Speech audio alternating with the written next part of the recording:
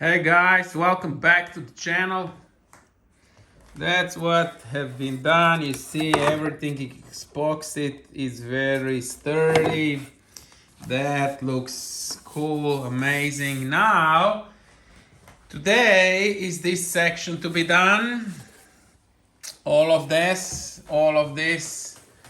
to be sanded until here. And then the next thing is basically riveting all this section here that has to be riveted, and then we'll move on. So that's the plan of today. What I'm usually doing once you have those kind of, you see, rivets and stuff, I'm grinding with the 240 paper. I'm starting with 240, then I'm going to 320, and then to 400 something, and then to 600, and so on. So I really ground it because this is quite a dent here and here. So I have to grind it really flush. I know that I will lose rivets. However, here I'm gonna, you see these are the real screws. So I'm gonna put all around the rear screws. I'm as well thinking to do those screws, the major screws, to basically put in the real screws. I'll see about that idea, but somehow that is my plan, so that it looks as scale as possible. You know, after all, we are making a super scale P-51, right? So need attention to the detail. So yeah, at the moment, see, that's what we've been doing. Now, once it gets a little bit more, well, this is still not, but once it will get a little bit more, I'm also using the sponge sometime, and just going very, so that I don't do much, but very much, because it's an even pressure. And then for something like this, it's definitely better when you have a sponge, not on these areas, but on the major areas.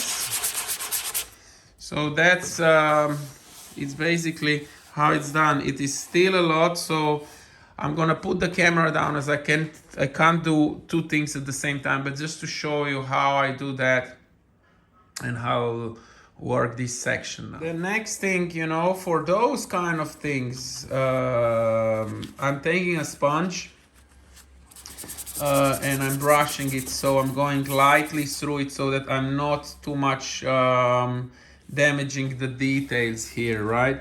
Because they're a little bit on outwards, and I will have to do that. So with the sponge like that, I made it work throughout. So that is kind of the way I'm doing it. So that's it. If I want to sand all this, I have to screw those out, which are very tiny screws. I'm gonna show you. I don't know what size that is, but I think it was it's a very, very tiny screw. If you can see it, a very, very tiny screw. And I'm gonna definitely put all of them out, as then also later when I'm gonna install the cockpit, I'm gonna later put it on, as they will hold that shade thing across the cockpit panel. Also, what is good is that, you know, those screws I will put later on in it. As I told you, they will go all around here, all around here. See, those are these kind of screws all around here. So basically all that is gonna be on these screws, and they will be then reinstalled after I have basically after I have to paint it, the whole airplane, because I want some kind of contrast, so it will look, I think, more authentic.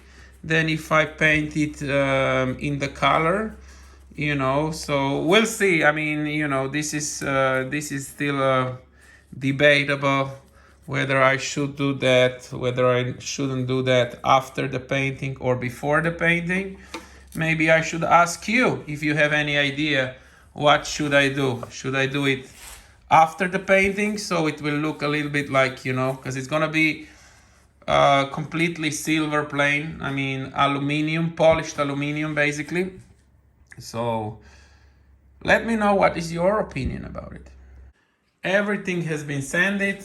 As you see, I went around all of those so that I didn't touch them.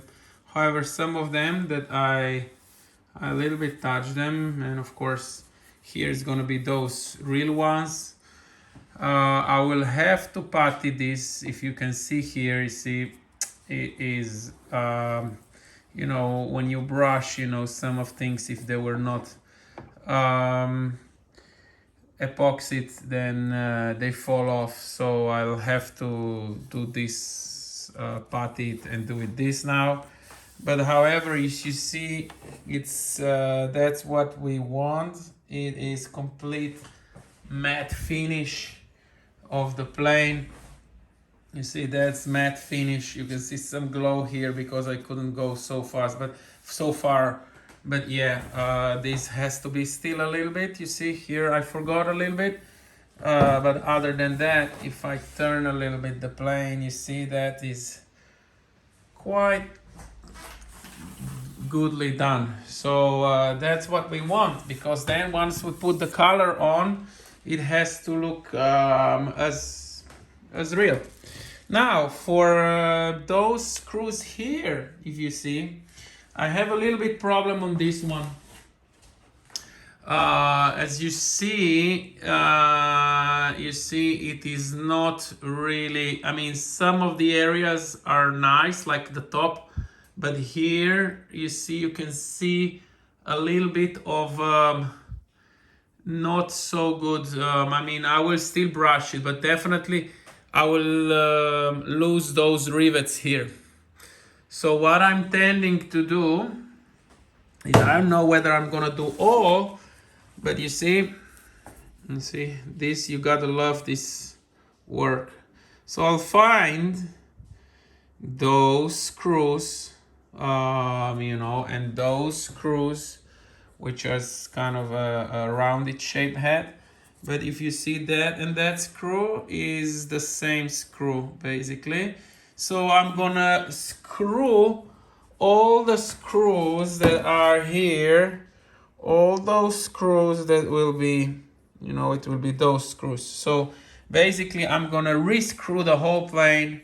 For those that are missing, I'm just gonna, you know, those three and that three, but definitely that it will come out good. I know that this is a lot of work and people say it's crazy, you know, because at 120 kilometers an hour flyby, nobody sees it. But, you know, for the history of this plane and for the respect for people who made it, I think it's the only right thing that it comes out as good as possible. So if I just want to paint it, I could do that very simply and then just make another warbird. But you see, this is not my intent. That's why I have those kind of warbirds that are here, you know, or this one that is here. Those are RAF kits that you know, you build it in a week and you go fly. So if I need flying, I go with these things and I don't care about the details. As long the shape looks as much as correct is okay. But not this one. I would like really, you know, I believe that if you put the respect on, you'll get the respect off. So yes, so that's the plan. Let's get back to work. So now it's time to putty. So I have made the putty, and if you can see here, we are gonna putty all these things through. Yeah, So this is gonna be puttied. I will put the camera down as I cannot have the camera, but that is gonna be puttied. As we are waiting for this putty to cure and then to brush it, I'm gonna re-rivet. You see, those became flush, so I have to definitely re-rivet those things. And I did those, as you can see already. See, those were already riveted. So I'm gonna use one of these. You see, I have different kinds.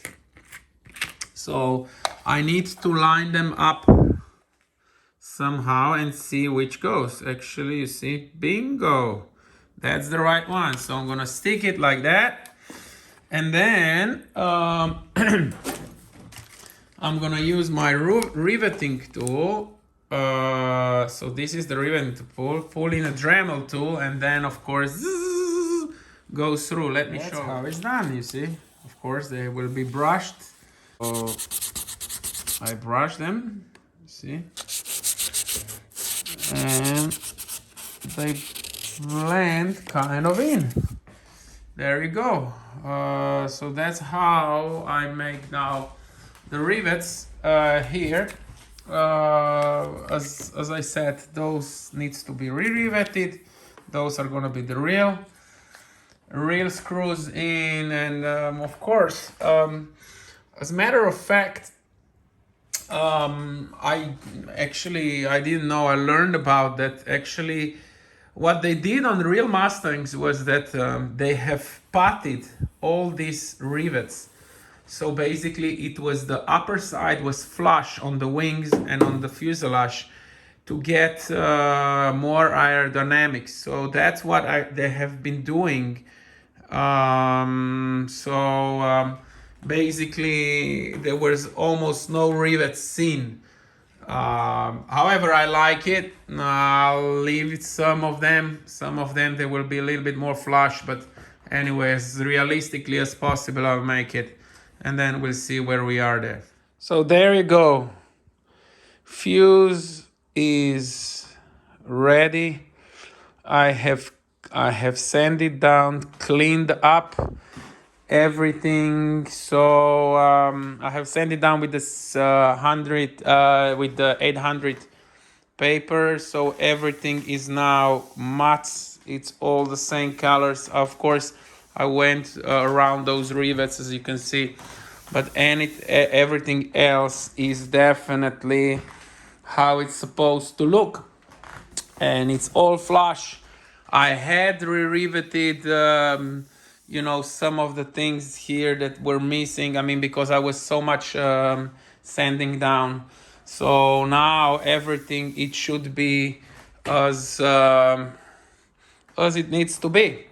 So what I will do next, of course, I have also made this gap. You see those, I have sanded down, so everything is now quite nicely coming together. What I'll do still, of course, I will use this 1500 paper later on to make it again, to go through everything again later when the engine and everything is fixed. Actually not fixed, but the muffler is done. Once I get the fuselage back, I will definitely go again and clean it again with this one that I have here.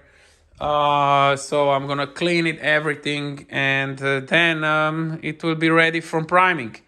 So basically we are almost there. So just few little touches. So today what I'm gonna still do, I'm gonna re-rivet those things because there is no rivets here, and I like that it is quite nicely done. So I have only mask taped it. Of course, some of the teethers I don't like, so I will rip off a little bit and then do it again. But yes, that's the plan.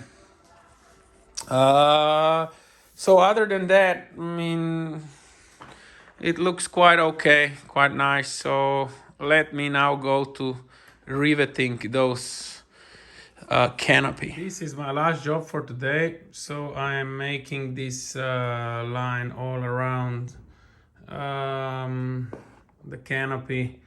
So yes, I'm doing with my tool and riveting tool and making that as good as I possibly can.